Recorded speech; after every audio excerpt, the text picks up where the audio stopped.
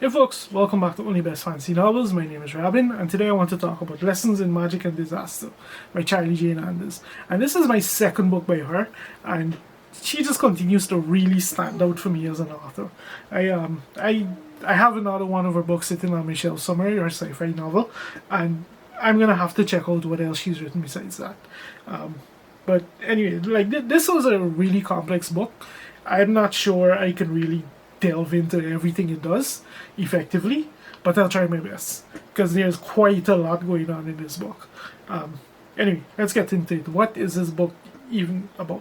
The basic idea is that we, in a random attempt to improve her relationship with her mother that has kind of deteriorated in the many years following the death of her other mother, Jamie decides to let her mother in on a secret. She can do magic, but and she's going to teach her mother. But Serena has been living in almost self-imposed exile following the death of her wife, and she's not exactly in the kind of emotional state that you want to give someone with you kind of want to give someone the reins of power to. And what unfolds is exactly what you'd expect given that kind of shaky setup. But so much more also happens, so much more. So like, Charlie really hit it out of the book like this one. This book is an incredibly complex and incredibly heartfelt deep dive into just the complexities of family and family drama. This is all driven by character work, and we have some absolutely engaging characters that make this book work. So we have the core cast is Jamie, her mother Serena, and Jamie's partner Ro, and also May, Serena's wife, who passed many years ago, who obviously is not an active part of the story, but her presence so long after that very much casts a pall over everything that happens and is at the heart and soul of many of the decisions that are made in this book. So she deserves to be mentioned. Anyway, so what ensues between these four people are just it's just a series of events that are going to keep you engaged, amused, by different terms: engaged, amused, horrified, entertained, heartbroken. Like with every twist and turn you could think of. Like this is family chaos in all the best ways possible. We have let me see if I can unpack all of this. We have the complicated relationship between Jamie and Serena, following the death of May. We have the way that Jamie's decision to reconnect with her mother, and we have the way that begins to affect her relationship with Ro. We have the unjust trauma over the death of May and the way that happened. We have the way that Serena has kind of imploded as a result of that, and the way that grief has kind of manifested as a result of everything that happened around that time. And that's just within the family. There are some secondary characters who play who play roles that go everywhere from passive aggressive to supportive to absolutely antagonistic. That just get thrown into this mix and just escalate things to a whole other level. Like if you told me a book on character drama could elevate my blood pressure and give me pounding headaches before this, I would not have believed you before I read this book. Like it's on that level we're talking about here. But it's that kind of crazy chaotic mix that makes this book work so well. And then we have like the actual plot that unfolds in this book. So what happens in a really cool way is that there's 4 concurrent plot lines that run. We have Serena and May's story. We have Jamie and her mother's story as they kind of reconnect. We have the story of the 18th century authors and the dissertation that Jamie's working on. She's a postgrad academic student. And then we have the story within the story of the book that her dissertation is based on. So four different threads, and they all play out in a very same way. They're almost like mirrors of one another, and as if that's not complicated enough, they intersect and interweave in some very strange and interesting ways. Like, some things relevant to one seep into the other, and it gets really crazy. It gets really crazy. It's pretty epic to watch unfold, because like, as much as they follow like the same basic idea, they're not executed the same way. They're executed so drastically different that even though they're the same thing, they feel very different.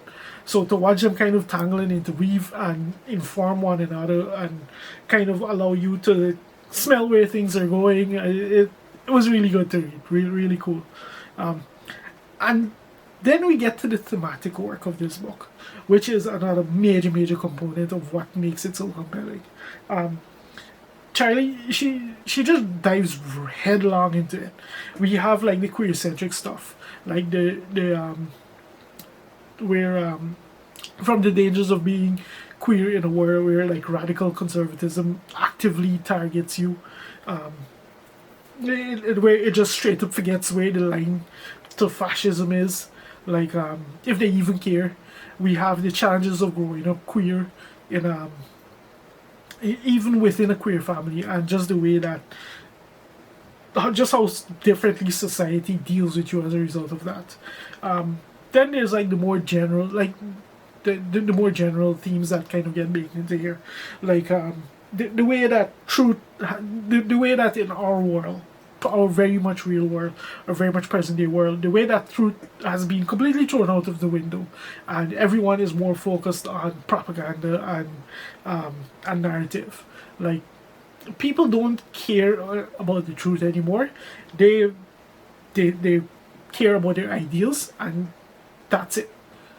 No discussion, no contemplation, and that's something that's played with in this book. We have and then we just have the way that love itself, how messy and complex it can get with those around us who just love in general, love, familiar love, and the way that it can take us to some strange places, to some good places, to some bad places, all based on our actions and just the connection that we have with people. So there's all of that, and then as if because this isn't enough, all of this isn't enough to do it in a book. Charlie Jane Anders actually draws on, when you read this, after you read the book, when you read the additional information, that like the afterword and that kind of thing, you find out she draws very much on real historical context to kind of dive into the stories of women who lived alternate lifestyles in the 18th century. Obviously, they didn't have the terminology that we have today for situations like that, but from the context, you can kind of tell what was happening with these very real stories, and the way that and it was really fascinating, because she, in addition to incorporating these into the story, like, she draws on she very much draws like she creates a portrayal of not just these women and the lives that they led, but the way that society reacted to them as a result in that time. So when I say this book has a lot going on, it has a lot. Like I said, I'm not sure I can even begin to do this book proper justice to discuss all of this, but it's just such an incredible book. It will give you quite a lot of things to think about, and it's all packaged in a story that will, like I said, I'm fairly sure my blood pressure went up multiple times over the course of this book. I was so engaged in the characters, I just the crazy decisions that they make along the way, all for the sake of the people that they love. So, like, this was just spectacularly executed. I think this might be one of my, I have to think on it more, because in terms of enjoyment, it's definitely up there. But I think this might be one of my favorite books of this year, easily. It's just so, there's just so much going on. Where do you even begin to you could spend quite a lot more time unpacking this book than I spent doing it, and it deserves to be read. It absolutely, like, if you're into character-driven fantasy, look no further, especially ones that delve into the kind of topics that I covered here. There's quite a lot going on in this book, to put it mildly. A really engaging read. I think, yeah, I think I'll just call it there. That's pretty much all I have to say about Lessons in Magic and Disaster. Because if I keep going, I don't know when and how I'll be able to stop. There's just so much to talk about. Yeah. If you've made it this far into the video, thank you very much for watching, and I'll see you next time.